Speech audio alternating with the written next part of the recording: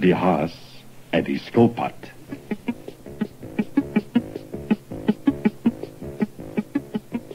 Haas lag altyd vir skilpad omdat hy so stadig is.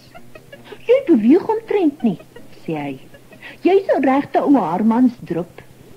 Wel, sê die skilpad. Ek kan miskien stadig wees, maar ek kom altyd op die ou en daar. Wag 'n bietjie. Ek het 'n plan. Kom ons jag resies. Jy maak seker grappies jou draaipous, snou Haas hom af. Maar as jy regtig wil. Kort daarna, op 'n warm sonnige dag, kom al die diere na die wedren kyk. Mol lig sy vlag en sê: "Op julle merke, wees gereed, gaan!"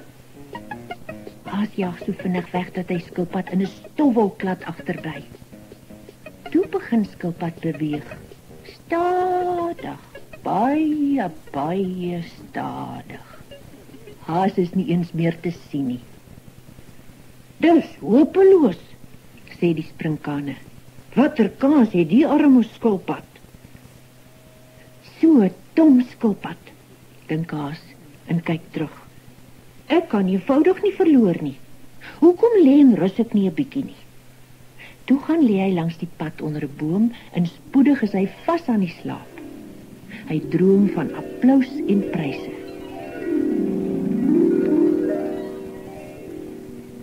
Daar die hele oggend beweeg skilpad stadig oor die baan. Om 12 uur steek hy die slapende haas stil verby en kruip verder. Eindelik skrik Haas wakker en rek sy bene uit. Die son sit al laag. Toe hy in die pad afkyk, lag hy. Daar's nog geen teken van daardie lawwe skilpad nie, dink hy, en hy spring weg. Hy's vas van plan om nou sy prys by die wenpaal te gaan haal.